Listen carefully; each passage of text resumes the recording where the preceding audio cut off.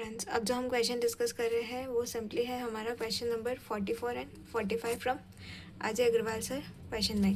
तो देखो इसमें क्या हो रहा है कि इसमें हमें बोला जा रहा है कि जो बॉन्ड है वो करंटली FVTPL पर है और रीक्लासीफाई होगा अमोर्टाइज पे, और जो फेयर वैल्यू ऑन रीक्लासिफिकेशन वो कितना है 90,000 पास जर्नल एंट्री। तो मतलब हमें ये दे रखा है कि करंटली जो बॉन्ड है वो FVTPL पर है, रीक्लासीफाई होकर वो ACM पे जा रहा है। ठीक है, इसमें तो हमें कोई प्रॉब्लम नहीं है। उसके बाद हमें ये दे रखा है कि जो उसका अमाउंट है 1 लाख से गिरकर कितना हो जाता है 90,000। तो सबसे पहले जो ये FVTPL का लॉस है उसे हम रिकॉग्नाइज़ करेंगे। तो जर्नल एंट्री क्या होती है हमारी इस केस में? जर्नल एंट्री सबसे पहले हम क्या है कि 1 लाख से 90,000 हो रहा है, फाइनेंशियल एसेट गिर रहा है तो हमें लॉस हो गया। तो P&L तो हम क्या करेंगे FVTPL, जो कि कितना हो जाता है 10,000 और 10,000 ये हो जाता है। उसके बाद फिर हम क्या एंट्री पास करते हैं, ये हो जाता है। फिर हम ये बोलते हैं कि जो हमारा इसको किस पे रिकॉग्नाइज़ कर रहे हैं ACM पर, क्योंकि बॉन्ड जो है क्लासीफाई हो रहा है ACM और FVTPL जो है वो डी रिकॉग्नाइज हो रहा है। और जो ये रिकॉग्नाइज हो रहा है वो किस पे हो रहा है 90,000। बट इंस्टीट्यूट हमारा सिंगल एंट्री करता है इसकी।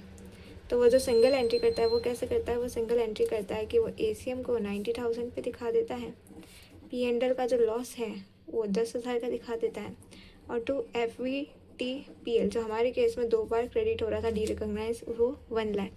तो हम थोड़ा इसमें बिट कंफ्यूज हो जाते हैं, बट इसकी एक्चुअल एंट्री ये है। तो अगर ऐसे करोगे ना तो कभी कंफ्यूज नहीं होंगे। ऐसा ही सिमिलर केस है हमारा क्वेश्चन नंबर 45 में। देखिए 45 में मैं आपको बता देती हूँ। 45 में क्या हो रहा है कि ये जो है पहले FVTPL पर है और FVOCI पर जा रहा है, करेक्ट। तो इसमें भी वही है, एंड उसका भी अमाउंट जो है पहले हम क्या है कि लॉस को मेजर कर रहे हैं कि 1 लाख का 90। रीक्लासीफाई तो हम बाद में करें, रीक्लासिफिकेशन वाली एंट्री तो ये वाली, उससे पहले हम लॉस का मेजरमेंट कर रहे हैं। तो इसमें हम क्या करते हैं, सिंपली सबसे पहले हम वही लॉस को मेजर कर रहे हैं टू FVTPL 10,000।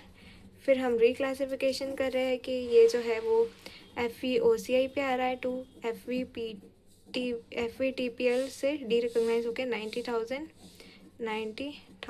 और थर्ड वाले केस में हम क्या बोलते हैं, फिर क्या हो रहा है हमारा, सिंपली ये हो जाने के बाद हम बोलते हैं, हम सिंगल एंट्री पास कर देंगे कि FVOCI 90,000, then P&L 10,000, then two FVTPL this will be 1 lakh. तो इस तरीके से हमारा ये पूरा क्वेश्चन सॉर्ट हो जाता है, करेक्ट।